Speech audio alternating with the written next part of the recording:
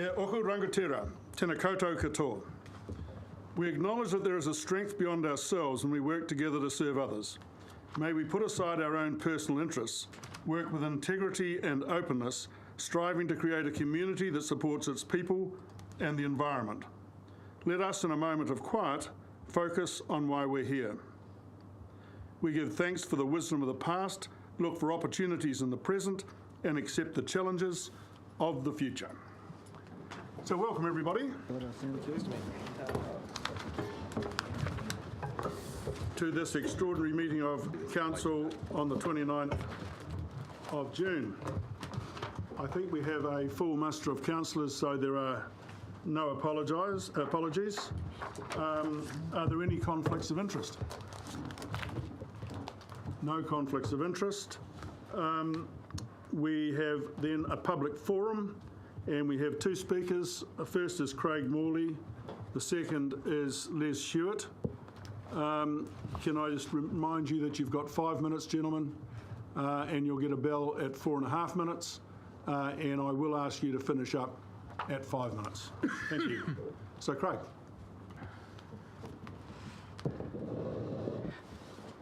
Right, first of all, thank you for letting me speak. I'm speaking to oppose the officer's recommendation that Council approve option 3, the landscape solution, as the preferred memorial design. And for people of the public that don't realise what this is, it's the illustration up on the projector screen. I'll refer to it as option 3 from now on. Firstly, option 3 is not fit for purpose. There is no wow factor. This is something the steering group all considered to be a must-have. The only wow you get from this design is, wow, that is underwhelming. $500,000 for that. There is no visual or physical connection with the war memorial building. Trees in this design will obscure the view down the parade and break the link between memorials of conflict and the 1931 earthquake memorial. The proposed design is not sheltered. It's not covered, it's not enclosed. The original flame and roll of honour were outside because were outside, but because of the wind gusts and scallywags extinguishing the flame and no shelter, the elements were eventually moved and enclosed indoors in the 1995 reconstruction and become part of the entrance foyer. These were known problems with the outdoor elements. Why are we repeating these mistakes? Secondly, option 3 does not meet the design brief. And referring to the NCC design brief additional notes, quote, reinstatement of the roll of honour and flame that meets the consensus from affected parties, these being the War Memorial Trust, Heritage New Zealand, RSA and the wider community. There has been no consultation with Heritage New Zealand, and that's all of a couple of hours ago. No consultation with Heritage Hawke's Bay. And thirdly, option 3 is not a memorial building. The original memorial was to be a community building. In the mid-50s, the public fundraised for a memorial building. The government matched the public funds under the Memorials Grant Scheme to build a memorial building. The War Memorial was always intended to be a building, not a war memorial garden, a memorial tree, or a memorial bush. I want to remind councillors that last year at the MTG Century Theatre meeting, the public were advised that all memorial designs would go out to public consultation. This has not happened. All of the 3 proposed memorial designs have existed for at least 6 months. There has been plenty of time to consult the public on these designs. This has not happened. All memorials belong to the people. Let them decide. Let them remember their fallen, lest we forget. Are there any questions? Well done.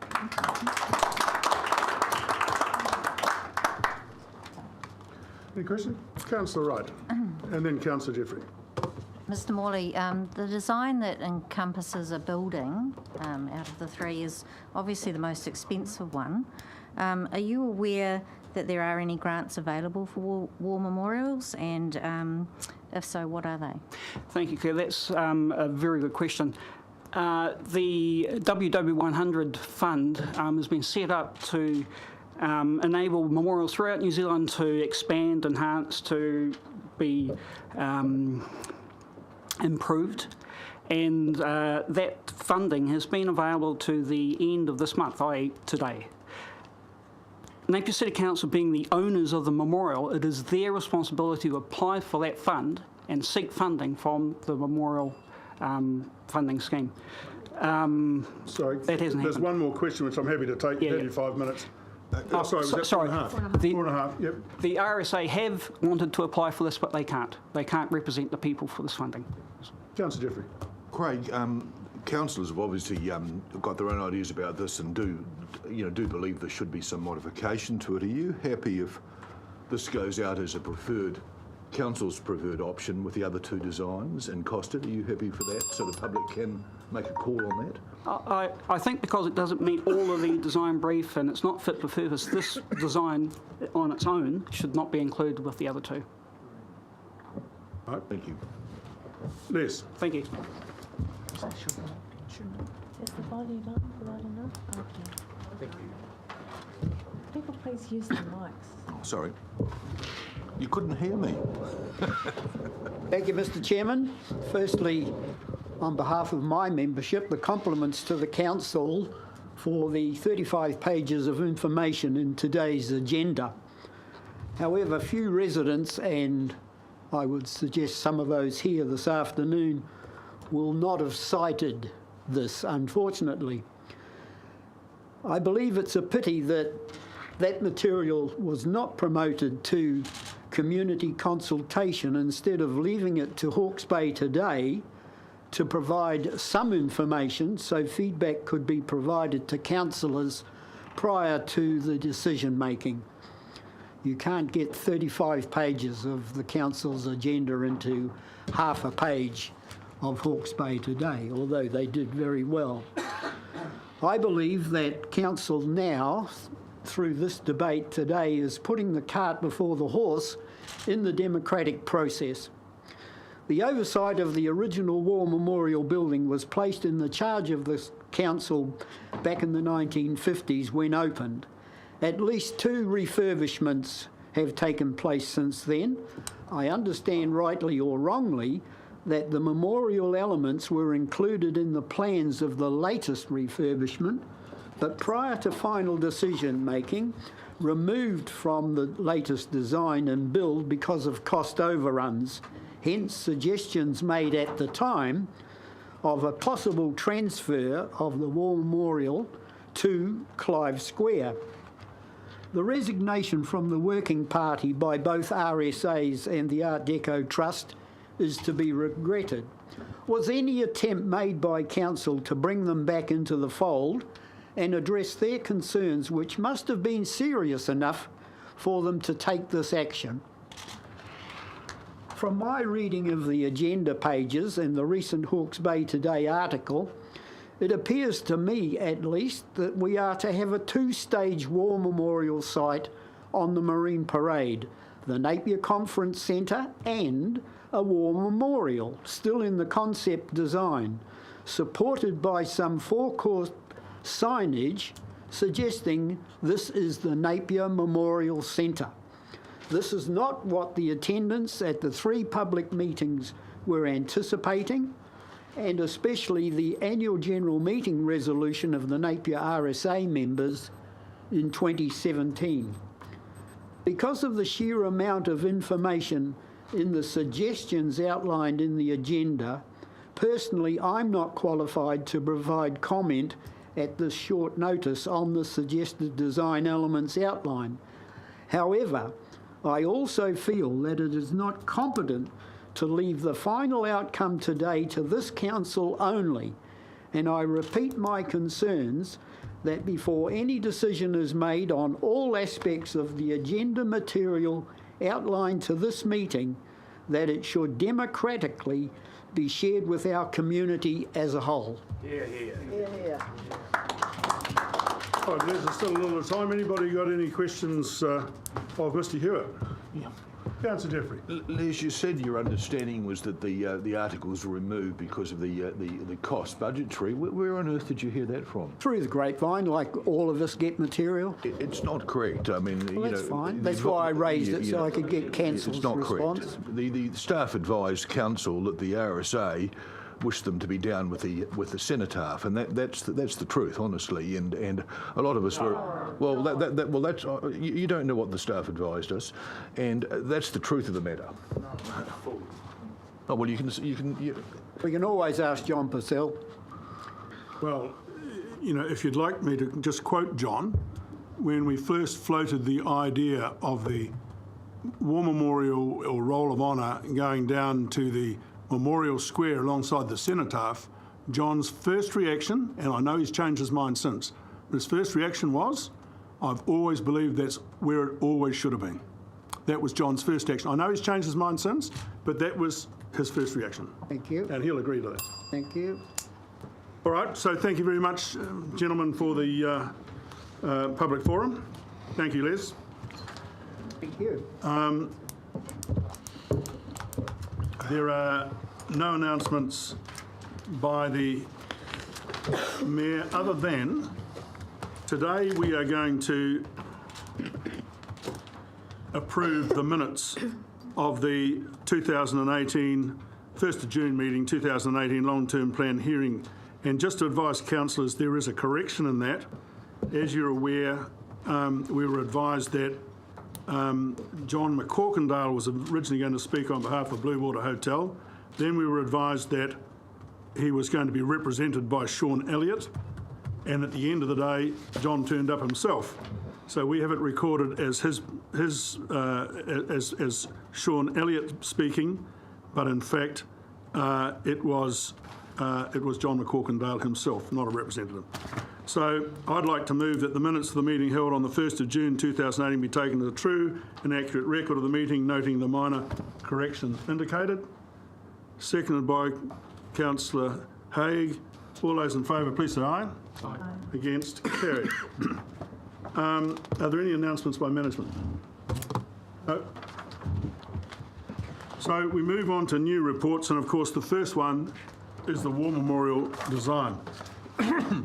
As you know, councillors, and I think you've probably all got my message, there is an A, B and C in this recommendation, and I intend taking them individually because there will be some that are happy with A and not happy with B, and I don't think it's fair to scramble them all up together. So the first one is A, and that is to approve the display conventions for the presentation of names on the War Memorial Roll of Honour as follows: rank, surname, first name in full, middle initials, military awards. I'll move that. Moved by Councillor Taylor, seconded by Councillor Wright. Any discussion to the matter? If not, I'll put that. All those in favour of please say aye. Aye. Against, carried. I guess B may not be quite so clear. B is to approve option 3, which is the landscape solution, which is still up behind me there, as the preferred design to move forward as a detailed design phase and for public consultation. Through the Chair, I would like to move an amendment to that recommendation, please. And that would read, all 3 designs go out for public consultation, requesting not only feedback but input into the potential modifications. I'll second that. Seconded by Councillor Wright. Right, is there any discussion to the now amended motion? Yes, please. Do we have that? Do you have that in writing? Excuse me, Kirsten. Turn the mics up, Do you please. have the amendment? Kirsten? Do you have it in the writing? amendment in writing? I don't, sorry, but I can give that to you when I finish speaking. Everybody present today is well aware of exactly where I stand on this issue. And it is not my role to stand before you today and talk you through my journey throughout this process. It is my role to speak on behalf of our community. There is one person in particular I would like to represent today, and that is Mr. Guy Natush, who is unable to attend and has asked that I speak on his behalf. I have spent many hours with Guy over the past year, trying to ensure that his voice is heard throughout this process. As the original architect of the War Memorial, I believe it is vital we honour his design to the best of our ability and respect his input into this very important process of restoring the War Memorial elements. Guy has provided the following observations to consider during today's discussion. Guy does not endorse Council's preferred option and feels the collaboration between Council officers and himself was limited. At no point has he been asked to provide formal feedback on the three designs. His concerns with the preferred design include, but are not limited to, the lack of connectivity to the site, the barrier, albeit glass, between the Roll of Honour and Eternal Flame and the rest of the site, the southward facing aspect, and the lack of shelter. Guy readily accepts that some compromise may be necessary on his design. However, the essential elements for him are that the memorial must be at the forecourt level and not below in the sunken garden. Yes. And it must have closure to incorporate the whole site. It must face towards the centre and the forecourt and not towards the sound shell as included in the landscape design. Guy is also concerned that the key additional note included in the design brief being that reinstatement of the Roll of Honour and Flame meets the consensus from affected parties, including the War Memorial Trust, Heritage New Zealand, the RSAs and the wider community, and he feels this has not been met. I personally would like to take this opportunity to thank Guy very much for his patience, his grace, and his absolute humility throughout this whole process. It was pointed out to me yesterday that the role of council is to represent, not to advocate. A subtle but very important difference. I feel like I've spent the last year advocating on behalf of my community, and I now realise that this cannot continue. If our council was truly meeting the needs of our community, then councillors could get on with our role of representation and being the voice through which our community feels they will be heard. So in my opinion, the War Memorial restoration we are discussing yet again today, after many, many long months, is symbolic of a far greater issue within our council. Over recent months, we have heard from numerous members of our community throughout the long-term plan process and the representation review. There has been a very strong theme of discontent. It came through the many submissions and included comments such as the following. We don't feel heard. We don't have a voice. There is a massive disconnect between community and local government. We feel disengaged.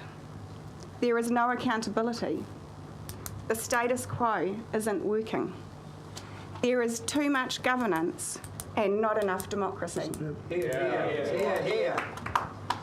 As a council, we need to ask Councillor ourselves... Wise, you're now on a complete political diatribe. That has nothing to do with the decision we're trying to make here today. Now, you can make your own... Excuse me. I will not take interjections from the floor. But you had one. Councillor Wise, this is not a platform for launching a political campaign. This is trying to discuss what we should go out to the public with in terms of the War Memorial, and I'd ask you to stick to the subject. I understand that, and I believe this is inherent to the subject, and I'm hugely offended that you would accuse me of using this for political campaigning. I will continue what I had planned to say.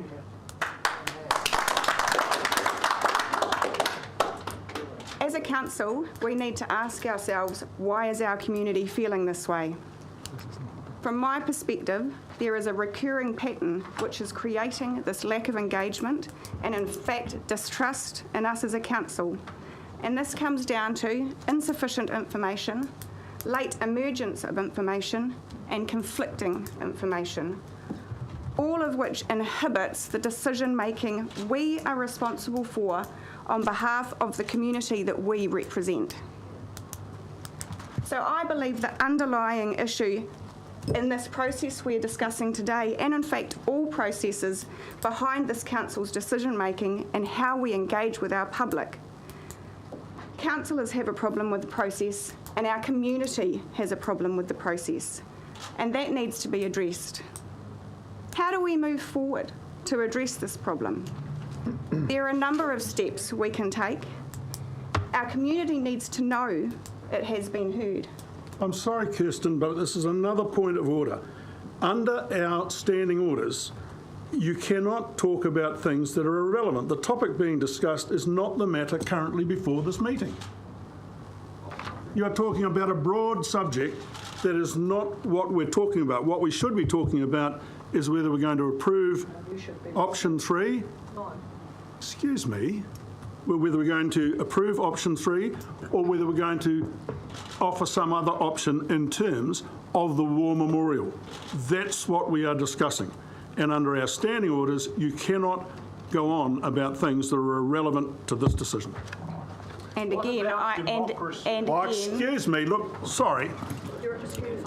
Mr. Rhodes, if you are going to interject into our proceedings, I will ask you to leave. I'm sure you will. And if you don't leave, this meeting will be suspended until you do. So if you want this to last all night, continue to interject. If you want democracy to take place, which you see around this table, you will be quiet and listen to the democratic process. Democracy, you call it. It's up to you. It's up to you. Hypocrisy is the word. Again, in all due respect, Mr. Mayor, I believe this is entirely relevant to the decision we are making today, because we're back here for a third time to discuss this very issue. And there is an underlying reason why we're doing that, and that is what I'm talking to. So with your permission, I would like to continue, please. How long's your head? Well, I've been interrupted twice, so... It's been paused, so you've got 3 minutes and 43 seconds left. Thank you. How do we move forward to address this problem? There are a number of steps we can take. Our community needs to know it has been heard. People need to feel they can trust us to hear their needs and action their concerns. We need to clearly understand that community input is at the core of our strategy. We need to clearly understand how that will be implemented. We need to do what we say we are going to do. As councillors, we need to challenge options on behalf of the community and seek more information if required. It is our job to ask the uncomfortable questions. I reiterate again, this is a reoccurring pattern. We need to understand where it is going wrong, and we have an obligation to our community to put it right. It is all of our jobs to make robust, transparent decisions based on all the necessary information, the good, the bad, and the ugly, and then follow the plan we have agreed with the people we serve. Where to from here? There are formal and informal mechanisms available to guide us through this approach. But above all else, we must be guided by our community. That is what we are here for. We are here to represent.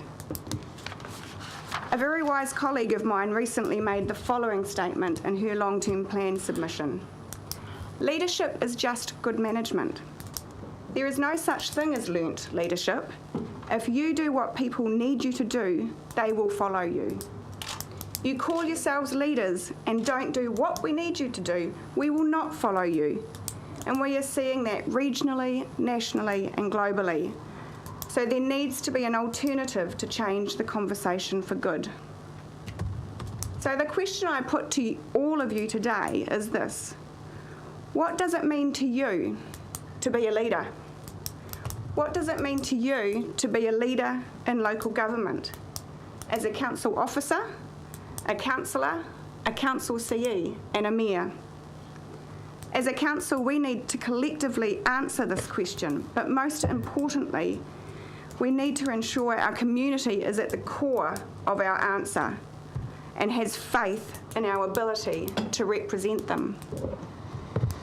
This is why I have put forward the amendment I've put forward today. We need to listen to our community, and we need to represent and be the voice for our community. Thank you. I wonder if there are any councillors who would like to speak to the subject that is before us.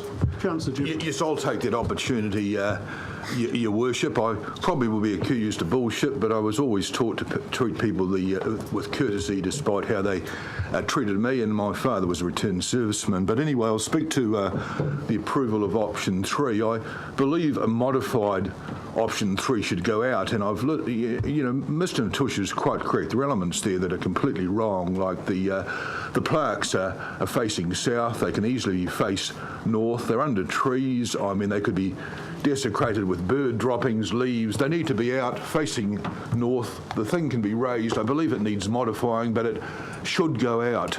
But the other 2 should go out for comment as well. We did promise that, and I've got to remain true to that, and that's all I've got to say. So just to be absolutely clear, in a recent meeting, we decided that we would go out with the option 3 Yes. as our preferred option, and that we would show the other 2 options as having been considered but rejected.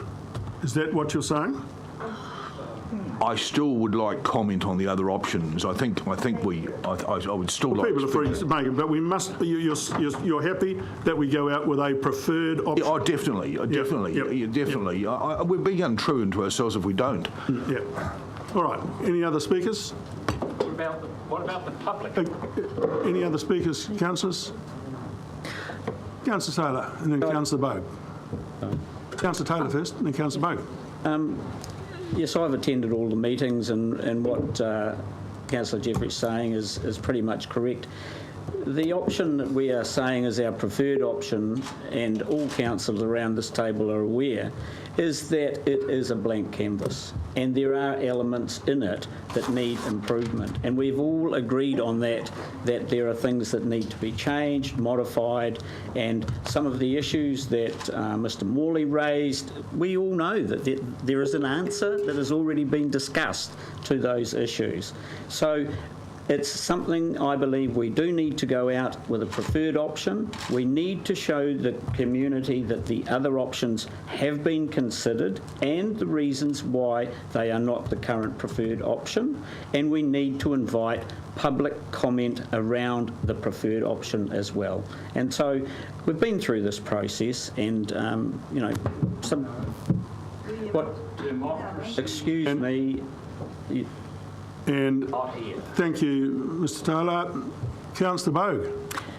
Yes, I would like to speak in support of Councillor Wise's proposal. I think we made a commitment that the public would be consulted, and actually going out with a preferred option alone is not genuine consultation. We have 3 options. I'd like to see all of them go out. I think everyone realises that none of them are perfect. We could learn from our community. We've had a long struggle and many different challenges in dealing with this unfortunate circumstances around the removal of the roll and the flame. And I think really that we need to spend more time listening to our community and what they feel of the 3 options. I do have some concerns with the preferred option in that if the building is called the War Memorial Centre and the actual War Memorial is quite separate from it, there seems to be little sort of synergy between the 2. What is in the building that makes it worthy of that name?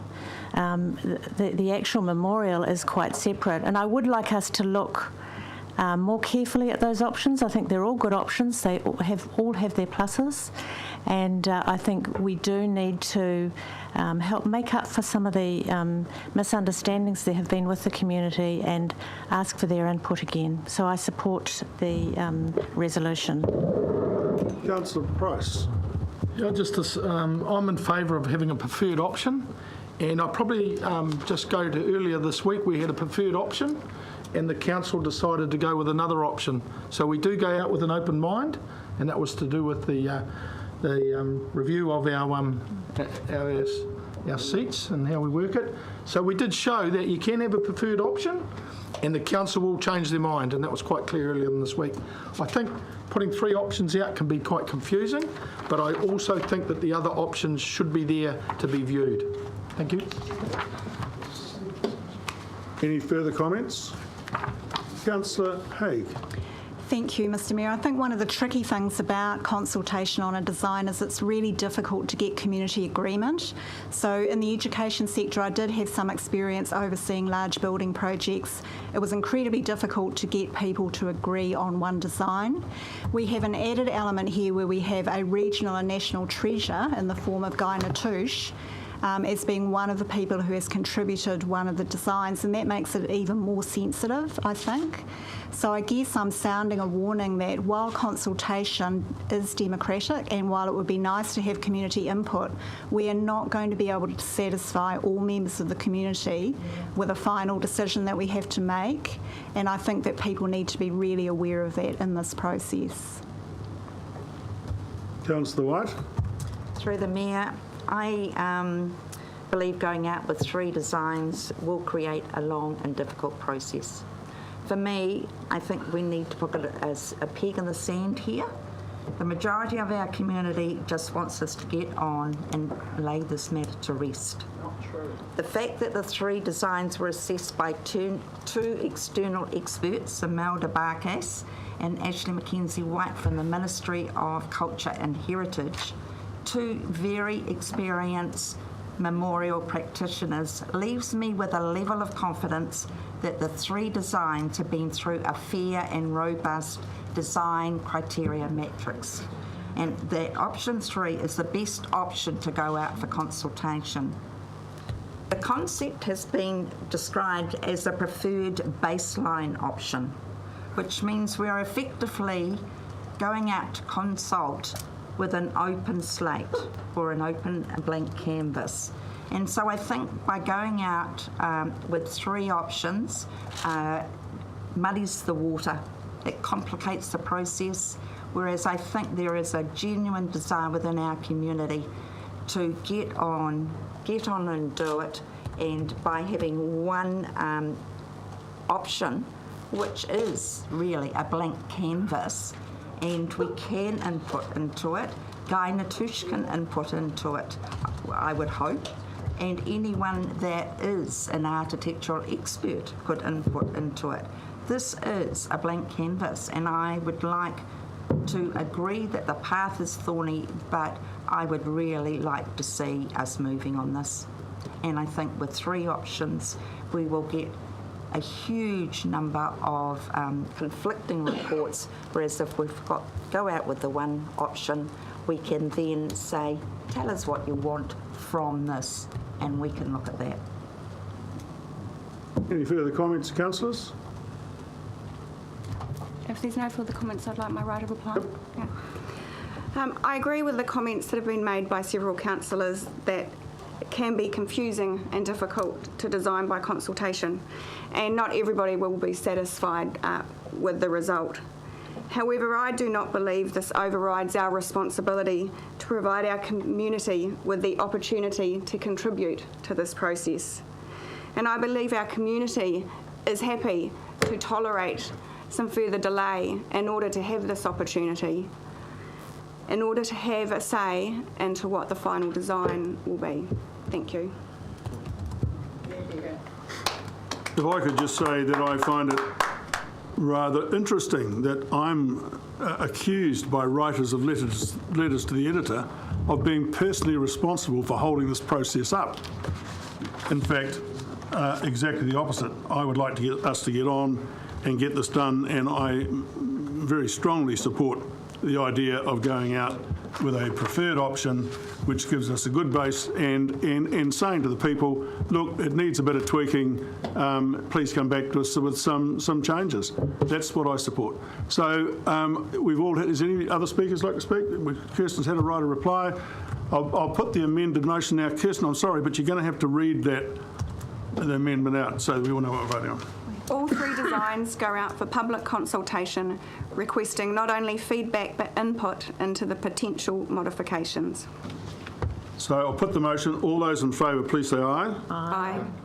Against? No.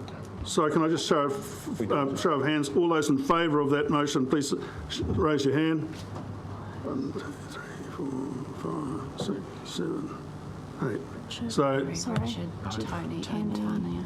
what? Can I just, for point of clarification, Councillor Jeffrey, you spoke in favour of going out with a preferred option. Yes. Well, now you've supported the amendment. No, I did say, Your Worship, that I would welcome public input into the others, and if we go out with set and cement, we're not going to get any input. So I did qualify that statement. I think. All right, I think so the record will show that. We only had 6. Can we just can we have those in favour again, please, Councillor Jeffrey? Hi, Councillor. 1, 2, 3, 4, 5, 6, 7. Councillor Brosnan, did you count her? She hasn't voted at this point. That was the ayes. Sorry, would you like to do it again? Let's do it again and let's get it right. Please, councillors. 1, 2, 3, 4, 5, 6, 7. Yeah. Thank you. So, No, that's 7, 8. That's 8 now with Annette. So Annette, Tanya, Tony, Richard, Larry, Auntie, Maxine and Kirsten. so it's 8. Some people only want to put their hands up once. So the amendment is carried, and all I can say is that I don't know when we're going to see a war memorial, because this thing's going to go on and on and on forever. So we'll go to the C part of the recommendation now. Approve the external signage placement in accordance with option 2 in the centre of the building forecourt as demarcation of the War Memorial Centre as a site of significance. Mr. Mayor, could I move an amendment to that? Yes, you can. Thank you. Excuse me, can we have the microphone? Sorry.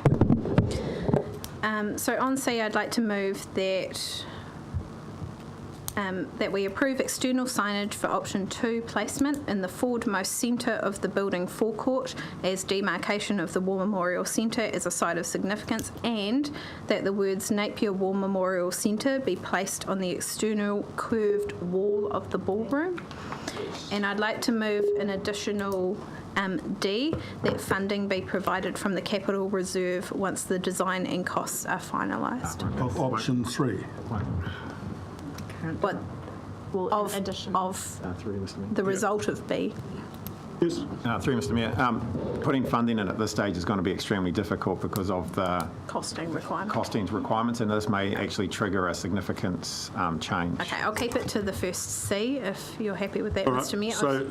So you're talking about that we have a name, proper wall name in the middle of the forecourt, right as far forward as possible, so yes, everybody walking past knows exactly what it is. Full site. And that on the southern wall, the curved wall of the outside of the ballroom, that we again put the sign up, Napier War Memorial Centre, so people coming along the parade can see that as well. I second that. So seconded by Councillor Wright.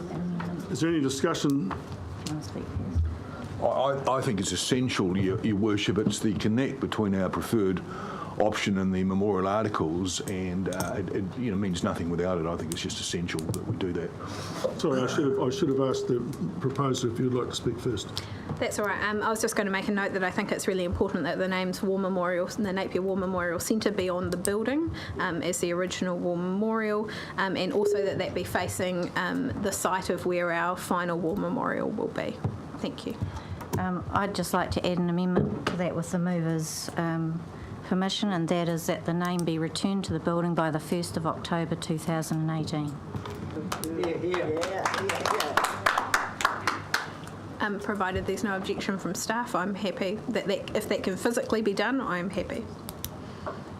Is that possible, do you think, Mr Chief Executive? Yeah. All right. I mean, assuming that it can physically be done, I'm happy to accept that. You're happy as the proposer? Happy with that. And the seconder? Oh, you were the seconder. So you know what we're talking about, changing the signage. Everybody clear on what we're talking about? All those in favour, please say aye. Aye. Against? Carried. Well done. So we move on to item 2. We'll take a break for 1 minute in case people want to leave if they've seen or they're interested in. If you want to stay, you're welcome.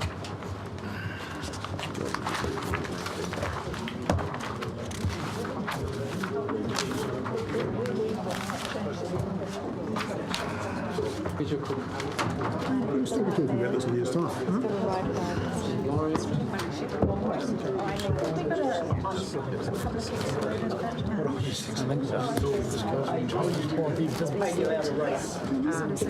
And that the name be returned.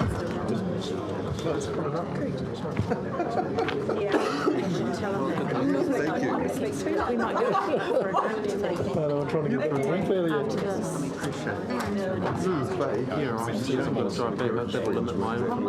Yeah, but I mean, you drink what I drink, so...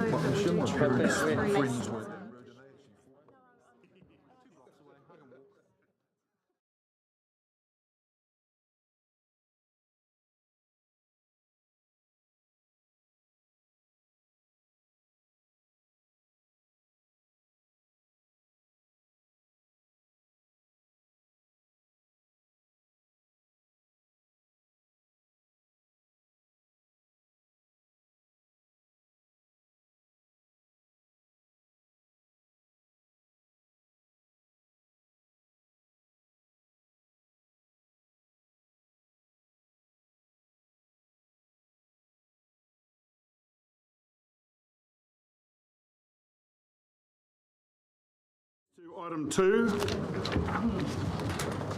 Item 2 is the amendment to fees and charges. The officer's recommendation is that the schedule, that the amended fees of 1,040 plus GST for 15mm water connections contained in the schedule of fees and charges for 2018-19 be updated and approved. Moved by Councillor White, seconded by Councillor Brosnan.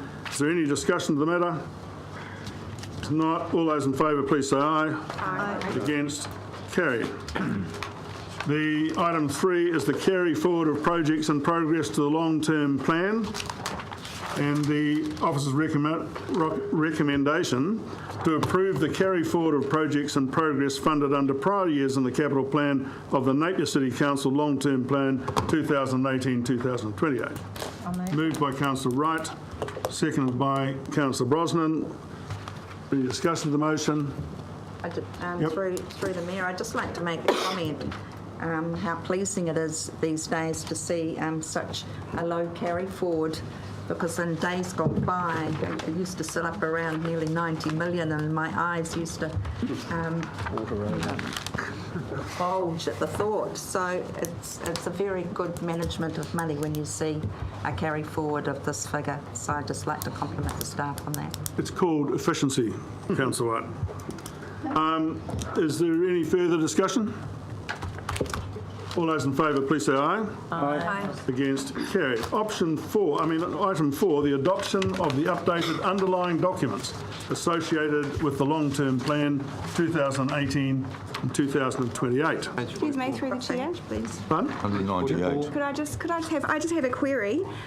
Could I request that we actually lay this item on the table, because from a procedural perspective, I would have thought it was correct to adopt that long-term plan before we adopt the underlying and supporting documents, which include, for example, the capital program? Well, I would have to take advice on that, I'm afraid. We actually do the underlying before we actually adopt the plan to make sure that you're happy with all the underlying documentation before you adopt the plan. So does that include the capital program, which could be potential implications from the discussion around the adoption of the long-term plan? Are we not setting ourselves up for an issue there? The process is required to do. Okay. To adopt the underlying before we go to Before we go to that, okay. It's clearly stated by order as well that's required. Okay, thank you very much.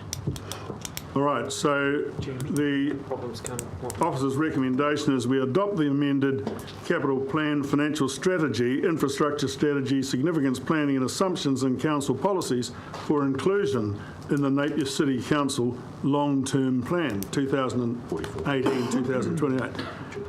Moved by Councillor Taylor, seconded by Councillor Price.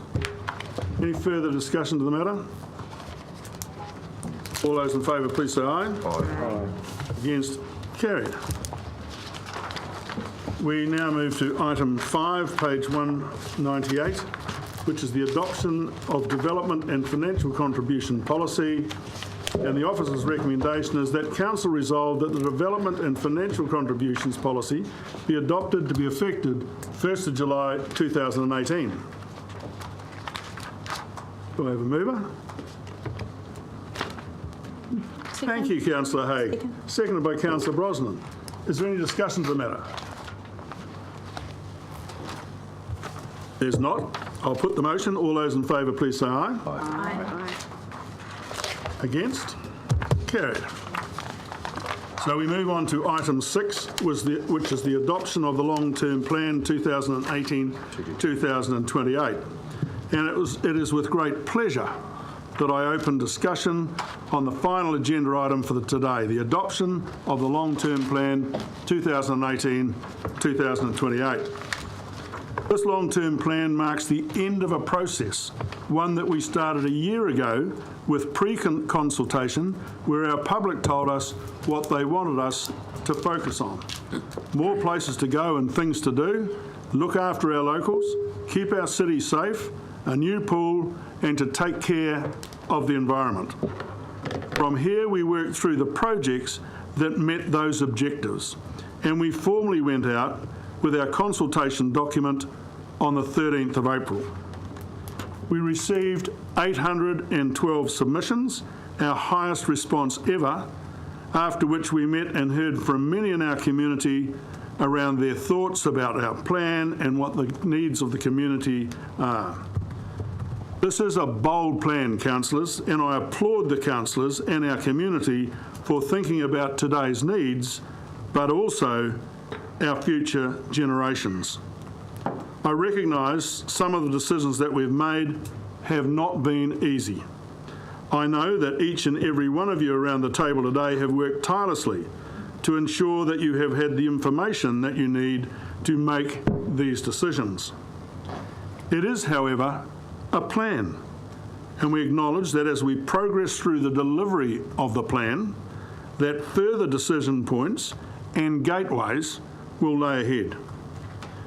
We recommended for inclusion in our long-term plan a new pool, to progress to full expansion of the National Aquarium of New Zealand to the next gateway, which includes a detailed business case for the proposed expansion, to provide 2 dechlorinated water stations in Napier, to allow the freeholding of our non-strategic land using the Boffa-Miskell report as a base. Pools in particular have been a big discussion point within our community, and some of our councillors have spoken openly this week about their thoughts on this matter. Pools are an important service to our community, and our community have told us repeatedly that what we have doesn't meet their needs. We have an opportunity to address this now, and with an option that significantly reduces risk and cost, and it is my responsibility to remind councillors that our recommendations made as part of the deliberations were audited. I'm pleased to confirm to you that our plan received an unqualified audit opinion, and this has been tabled today. I will point out that when we vote on the resolutions for adoption, if any changes of significance are recommended and resolved, we will be required under Section 93D of the Local Government Act 2002 to undertake an amendment of the long-term plan, including undertaking further consultation. if such amendments are required, it is anticipated that they will not commence until early 2019. I commend you all for delivering on our council vision, a vibrant and sustainable city for us all. Do I have a mover for the motion? Councillor Haig, seconded by Councillor Taylor. Councillor Haig, would you like to speak to your motion? Sure. Through you, Mr Mayor, I'm happy to move this motion. I think I'll cut straight to the chase and say that the pool is probably the trickiest decision for me personally, and I suspect for most of the council. And if this is helpful, I've done a bit of reflection on the process we've been through with that. Before I became a councillor in January 2015, I understand the aquatic strategy was launched. In the 3.5 years since then, we have looked at a number of pool options. And we've also identified some issues with the Onikawa site. Among other things, the quality of the ground and deteriorated infrastructure. More recently, a suggestion has arisen around looking at the Prebinson site. Prebinson also has some issues. My understanding is that they are more surmountable than the ones at Onikawa. It was really great to see a demographic analysis showing that the community that the Prebinson site would serve is very similar to the one currently being served at Onikawa, around numbers of Māori, Pacific and young families, and that gave me quite a level of comfort. And in addition, with regard to future-proofing, I believe it's that end of town where we're going to see our growth in terms of Napier in the future. Moving forward, I know we have a number of opportunities from this point also to have some input into the process, into final design specifications, into thinking about procurement, and into the finalising of the concept and communication with the community.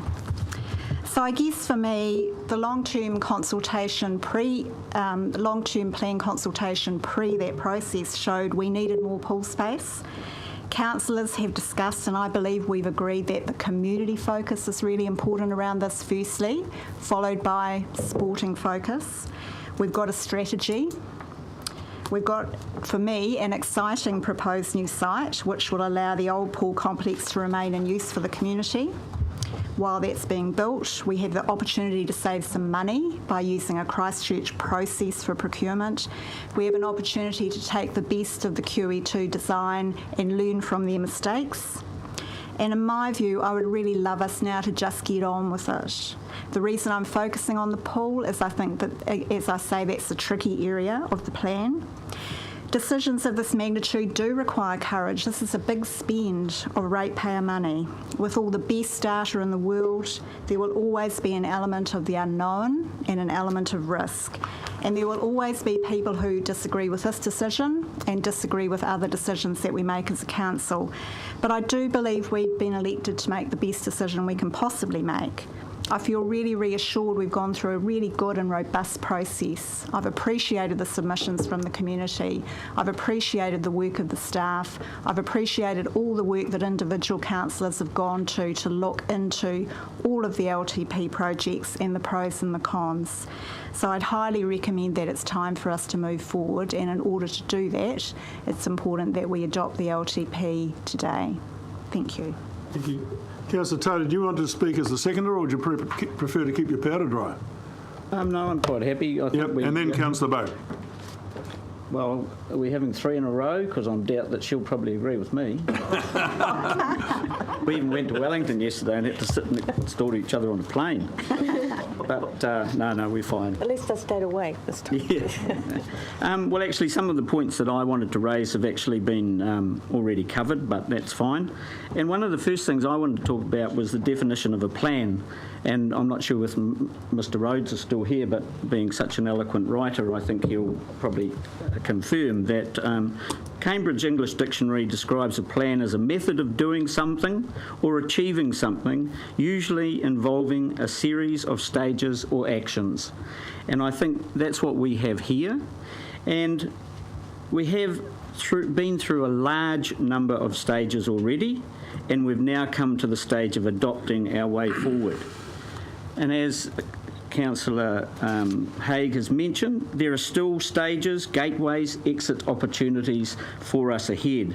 And I think, for instance, in relation to the aquarium expansion, there are gateways ahead for exiting. If the external funds are not available, we will not be spending our money. So there is an exit there. It is purely a map of moving forward. This is available in all of the aspects of our plan. Now, one of the other points I want to raise is this week, contrary to a lot of people's opinion, we had made a monumental shift in a decision which Councillor Price alluded to, in that we will probably change the manner in which council will be elected in the future. And we have congratulated our staff on the fantastically well-researched paper which led to that decision making. Today, we have had a plethora of emails and correspondence, published things in the newspaper and allegations that we have not received sufficient information to make a decision. Well, I don't agree. If we go back to 2015 and follow the process, particularly around the aquatic facility development, we have had more seminars, more forums, more presentations, and even after the LTP deliberations, a special Q&A session with a staff member to overcome our areas of concern. We have congratulated staff. I don't want today to slap Glenn Lucas in the face because I believe he has done a fantastic job in providing us with the information that we need to make the appropriate decision. I want to see us move forward knowing that there are possibilities to exit if we need to, and we have done it in the past and we can do it in the future. To not adopt the LTP today is basically flying in the face of the people who have worked tirelessly for us over the last couple of years. And that's why I recommend and happy to support adopting the LTP. Thank you, Councillor Taylor. Councillor Bowe. I too speak in favour of adopting the LTP. It's been a huge piece of work, and I do congratulate the staff again for just an enormous mountain of work they've done to make it happen. The whole consultation process, the document that was sent out, all the pop-up things we all went to, and the effectiveness of that staff action and consultation was reflected in us having the largest ever number of submissions. So thank you, staff. You did us proud. There are parts of this plan that I'm particularly proud of, and I'd like to mention them. One is the Ahuriri Master Plan. At long last, we have given this unique and fragile urban wetland the attention and respect it deserves.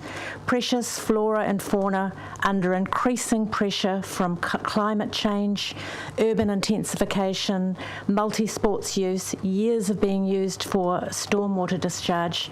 I'm proud that this LTP commits us to enhancing and protecting Te Whanganui a Orotu, the estuary and its surrounds, so well done us. I'm pleased also with the dechlorinated water stations. I don't like the chlorinated water at all, and I don't have any way of filtering it or anything, but I appreciate that it's important that we have this in our water. But for those people who find it particularly repugnant, I'm so glad that we've managed to provide free access to dechlorinated water. The freeholding of leasehold land, it's a very sensible solution, though of course the proof of the pudding remains to be seen. Community housing, the fate of our 376 council flats was not being consulted on, yet attracted 15 submissions urging us to retain them all.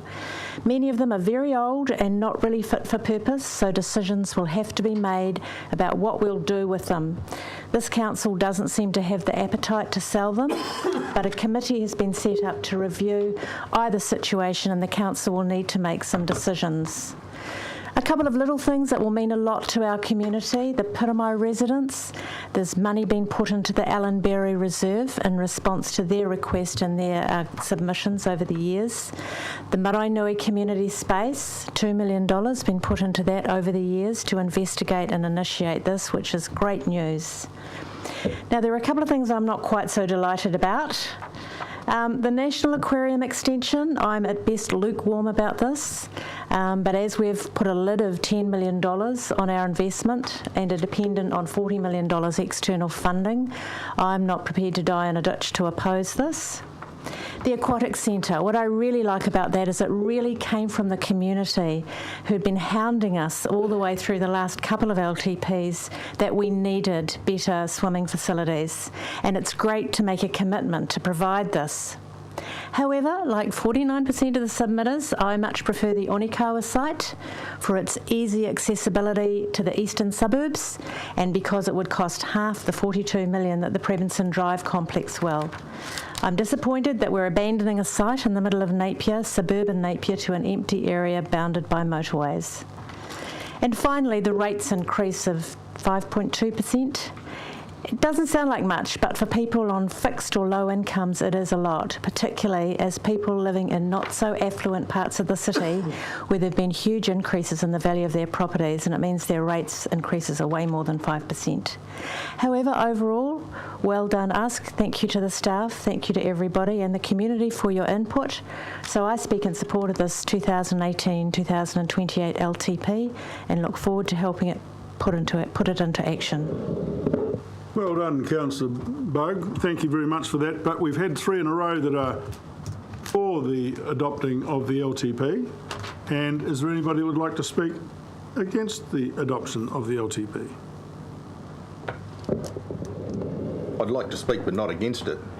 Would you consider, you're welcome to speak. Would you consider that you're okay with that? Yeah, absolutely, absolutely. I also support adopting the LTP. I've done a lot of discussion and I came in today looking to make an amendment to the LTP with regards to the swimming facility, but I've been informed it's probably not the best way of doing it, that there are other gateways. So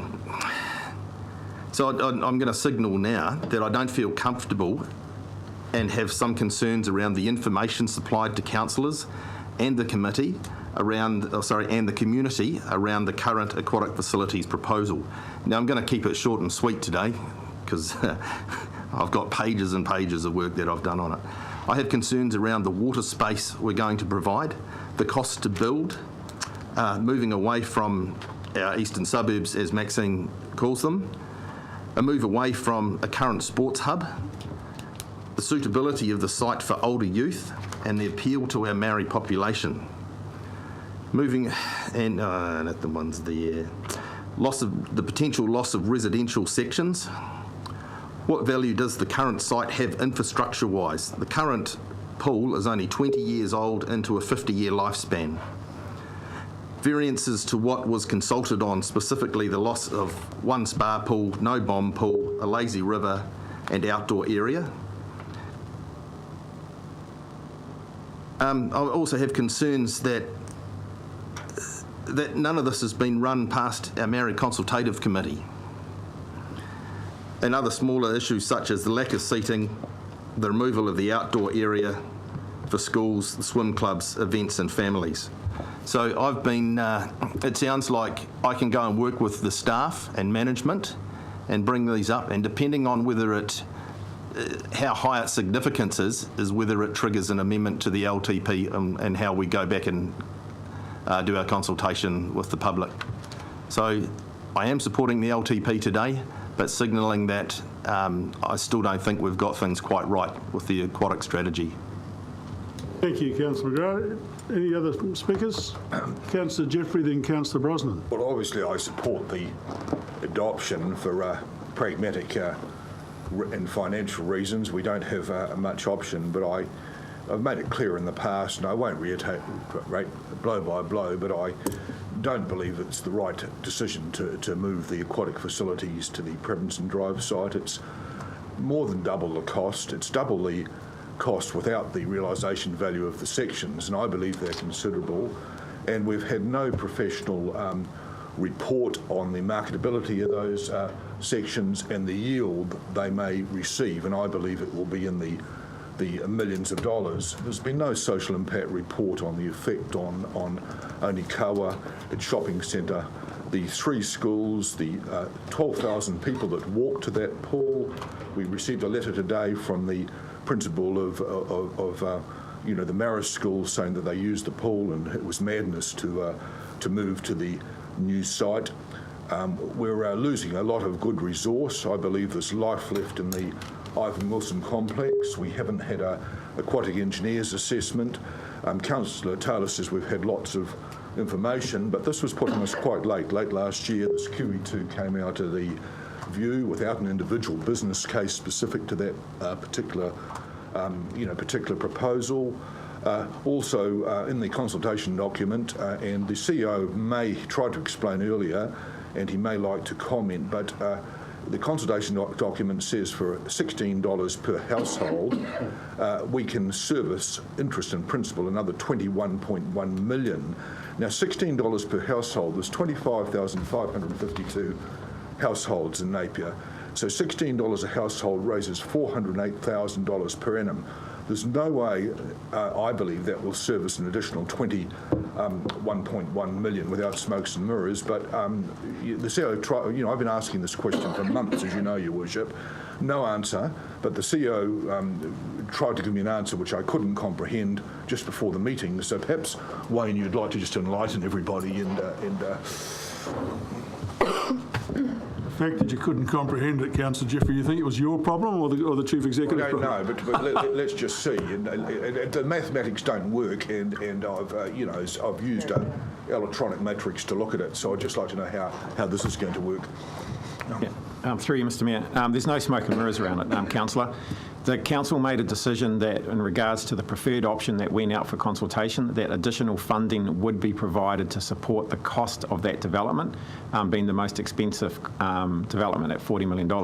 So council made the decision to allocate funding from the likes of Parklands and other areas of revenue, i.e. the potential sale of the Ahuriri site.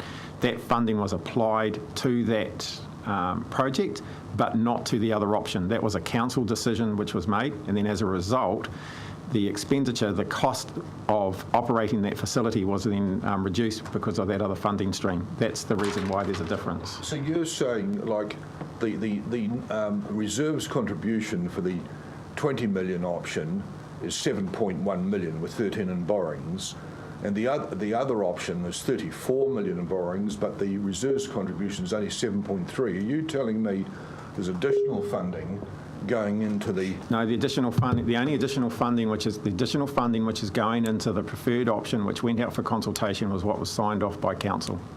So there's nothing in addition to the 7.3 from no. Well, the other one is 7.1 in the consultation document. There's only 200,000. So in answer to your question, Your Worship, I'll stick to my metrics. All right. But you're happy to adopt the LTP, but you have reservations about the aquatic strategy. Huge reservation. It'd be crazy not to adopt it, honestly. I mean, we can only set the rating at 25% of the last year's rating. That would cost $500,000. There's another 150 to reconcile. It's an enormously expensive process to abort it at this stage. But I'm really, I'm in a minority, so I accept that. All right, Councillor Brosnan. Thank you. I, like Councillor McGrath, had written a whole lot on this topic of the LTP, and I've just been trying to weed out the bits that haven't been touched on, so you'll bear with me Your Worship.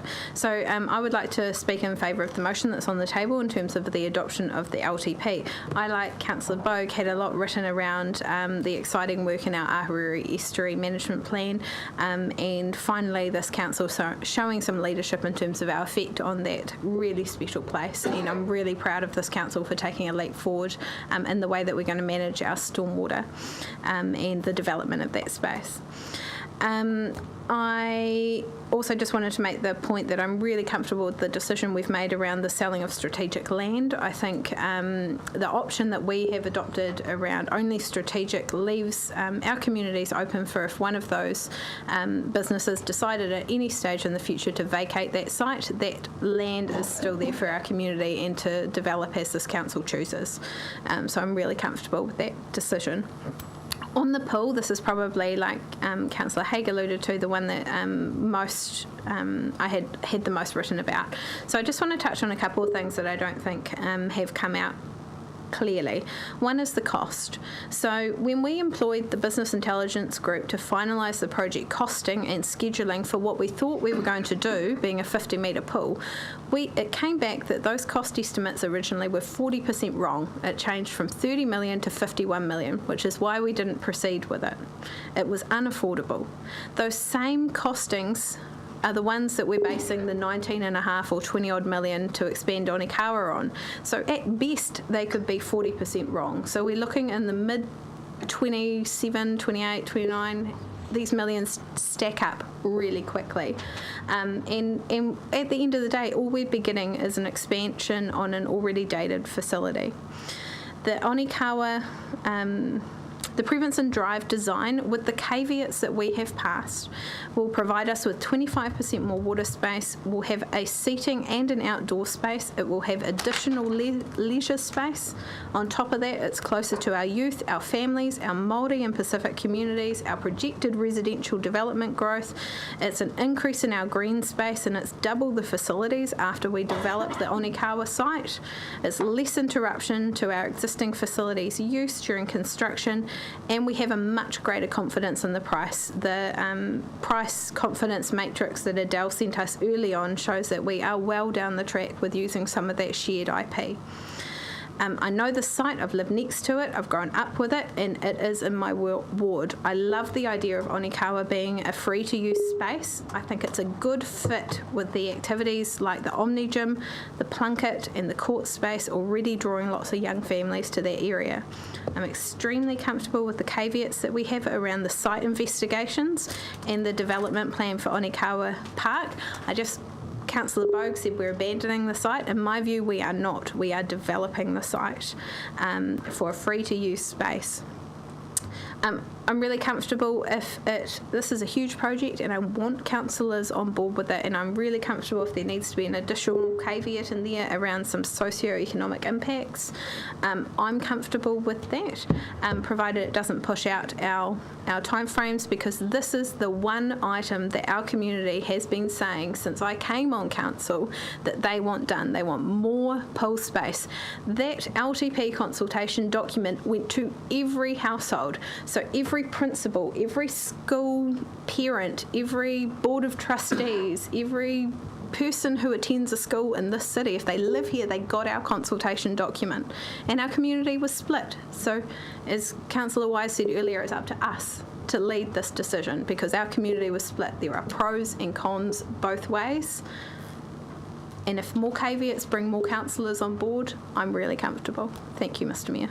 Thank you. Are there any other speakers who haven't spoken already? Councillor Price and then Councillor Tuppeny. Just very short, so I'll leave time for Api to speak. I just really, on the swimming pool, I'm in favour of it going to the new site because I think it future-proofs, and I use an example as the sports park. When that was first built, it looked like a little bit of building and a whole lot of greenery. Now it's full because you can't future-proof enough with space. I think I reiterate everything that's been said. I think in Richard's case, I'm going to say something good for you, Richard. I think a lot of the stuff that he's mentioned to me can be accommodated, apart from the fact I'm not in favour of going to Onikawa, but there's some things like bomb pills and things like that. I'm sure with his liaising with the staff, that can be catered for, and that's about it. The rest of it, I think, is really good. It's exciting. It's one of our biggest capital works programs we've had since I've been on in a few years. It's probably ever, and we're a pretty good council, I think. We've had our little spats about it, but we're going forward for the city, and so I think it's well done. I'd like to reiterate for Glenn, wherever he is, what a great job you've done. You're very, very honest, and that's well done. So and to the rest of the staff, so thank you very much. Councillor Tapani. Thank you, Your Worship. It's quite clear that Ayes have the conversation and the recommendation today, so my vote is against the adoption of the LTP, mostly based on principle, not because I disagree with the valid points that our councillors have brought to the table or the fantastic work that's been done not only by our staff but by our councillors in deliberation, but mostly around the fact that I represent an area of our city which has the highest deprivation rating, has the highest population of Māori and Pacific Islander and low-income earners. And while I can support other areas with our LTP, we are consistently hearing from other ministries and other opportunities within our city about how we need to meet the social requirements in those same areas. Sir Avery had that written into his presentations to council, and there's a lot of focus on trying to remedy the ongoing social costs of ignoring those low socioeconomic areas or underinvesting in those areas, because the cost of dealing with the ambulance at the bottom of the cliff is significantly higher. I note that we've had more deliberation and conversation on the items of the LTP in this one meeting alone than we had during that entire day of deliberations. While we haven't spent as much time per minute, the range of points, the values and the disadvantages of those items have been more deliberated and debated here than they were during our deliberations. So for me, I'm voting against the adoption of the LTP because I represent a ward which will be heavily impacted by one component of that LTP. And while I can support many other aspects of it, I still have concerns about what this signals to our population.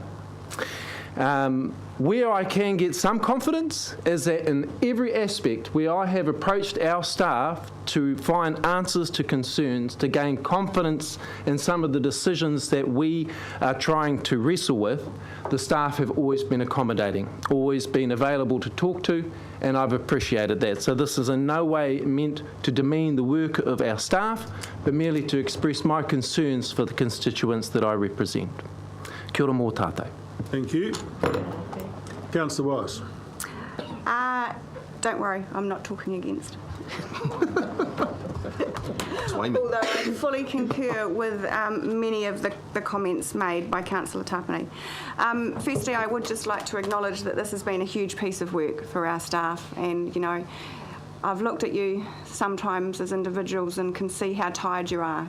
So I just want to assure you that as councillors, we very much appreciate the countless hours that have gone into this process, and we very much appreciate the tolerance that you have shown us for our never-ending questions, which I'm sure can get rather tedious at times. I think, you know, everything has been very succinctly said, and really the only reason I'm talking is because I have made it quite publicly known that I, for one, have had second thoughts on the way I voted on the aquatic facility, and quite frankly, I still do have second thoughts, and I do believe that the Anikawa site is the better site. In saying that, I agree, as Councillor Taylor said at the start, the LTP, it is a plan, and it's a strategic plan, and it can be changed, and there are gateways. We have all been assured that we have the ability to seek further information and to review further caveats around the aquatic facility, and that we can make changes down the track if that's what we decide to do. And so therefore, on this basis, I am happy to support the recommendation to adopt the LTP. Any other speakers? Councillor Wright. I won't take too much time, but I just wanted to say that I will support the adoption of the LTP, and like everyone else, my concern has been around the aquatic facility. And like everyone has said, I do believe there's going to be opportunities for us all to have more input. Keep asking questions. That's our job. And I'd like to congratulate everyone on taking that job and being so diligent in the questions that you're asking. We've got an opportunity to keep asking questions after today. As Councillor Taylor said, this is a plan. There are opportunities to question it into the future. We've got an opportunity to ensure that the community expectations around the pool are met when we go and look at the design of it. And we can take into consideration some of the things that people have said to us throughout the LTP process and make sure that that is incorporated into the design. And thank you to whoever it was that reminded me about process. I thought about this process that we've been through with the pool long and hard, and I thought back to the very first meeting we had about pools. And we were looking at different options, and I jumped up and down all excited and said, let's go aspirational. And I'd forgotten that in the hard grind of having to make this very difficult decision. I'd forgotten my initial excitement about this project and what it could mean for our community if we went aspirational. So that's what I'm going to be looking at. I'm going to keep asking questions. I'm going to ensure that the community expectations are met, and I'm going to go aspirational. Thank you. Are there any speakers that haven't spoken that would like to speak? Councillor White. White. I'm actually not going to say a lot. I think it's all been very well said. But I just really want to offer my thanks to the staff and for the huge amount of work. The consultation with 812 submitters is no easy task to get through, and Councillor Jeffrey and I have done some work, and it was only a small part of the consultation process, and I'm sure I wouldn't have liked to have been involved in the whole gambit of the whole process. But as Mayor Dalton said, it's an ambitious budget and work program. It's 250 million, and I remember at the Zone 3 meeting saying that figure, and some of the mayors and people that were there, their eyes sort of opened up and they just went, wow. And so we have, but what we've done, I think, is we listened to the people and the fact that we put infrastructure as our highest priority. And so, in fact, 4 out of our 5 projects are around water. And we've gone for 2 dechlorinated water stations, as you know, a pool upgrade, definitely worth the discussion, our master plan, and then of course National Aquarium of New Zealand. We've looked at leasehold land, and I think that's a really good move. It goes under the microscope and gives us some movement. And then there's the rates at 5.2, which is, we're told, is still one of the lowest in New Zealand. Now, like most of us, I've listened to the debate around Premiston Drive. And Councillor Wright, it was me that talked about inspirational pools, because I remember sitting in one of the first meetings around our aquatic strategy, and Mr. Jack said, what do you want to go for? And we all looked and we went, aspirational. And I think taking that, one always wants, and I think this is for the likes of Councillor Brosner, who's got young children, and will be looking in now the future, and I think it's really important that we future-proof our aquatic strategy. And been able to go to a greenfield site, I really think that I would really like to see a lot of input coming from the councillors as to what we get. I'm really delighted to be going to Christchurch and seeing QE2. I want to see, I heard that they're not happy with the space. I want to know why, I want to know about the seating. I want to know about the financial figures. I want to know about go through the caveats and make sure that we do get it right and we do have something going forward that we're proud of. So I support the officer's recommendation, commend all those that have been involved, especially in the poll process. Glenn, I actually take my hat off to him. He has been amazing. And this is a brave, bold budget and a 10-year work program. I won't see the end. Well, hopefully I'm live, but I won't be. I won't be on the council in 10 years' time. But I'll watch with interest. Thank you. Thank you, Councillor White. You did very well for somebody that had nothing to say. Well, I just got involved. Yep. Can I just? I think you may have just pulled a wrong figure out of the air then. When you talked about 250 million capital project, I think the figure is over 500, something like 547, 543 million dollars, not 250 Where did I get million. the 250 from? I don't know. I think you're just being conservative. It's a five-year plan. Are there anybody that hasn't spoken that would like to speak? Councillor Haig, would you like your right of reply? Can I just say that we need to add a little bit to the officer's recommendation to adopt the long-term plan 2018-2028 in accordance with the Local Government Act 2002, subject to minor changes from Audit New Zealand. Now, those are the ones you've got in front of you. They're just bits and pieces. They're not of any significance at all. So, are the mover and seconder happy with that? Yeah, I'm happy with that. Yep. Right. Now, your right of reply. No, I have nothing further to say apart from it's been great to hear these thoughtful contributions right around the table, no matter where we're sitting, no matter which projects we're worried about, to be reminded by Councillor Bogue of that big picture, how exciting the whole plan is, how wonderful to see the focus on environment, water, community need, of our aspirations for the community. So wherever we sit, I think as a council, we work really well together, despite the fact that we often differ in our views, and we all have the best interests of the city at heart. And it's been lovely to see that reinforced in this particular debate. So thank you. Thank you. So look, I'll put the officer's recommendation, but just so we're absolutely sure of what we're talking about, the officer's recommendation is A, to adopt the long-term plan 2018-2028 in accordance with the Local Government Act 2002, subject to minor changes from Audit New Zealand. And clause B is that the submitters be advised of the council's responses in relation to their submissions. So we've all had a good go at this. All those in favour, please say aye. Aye. Against?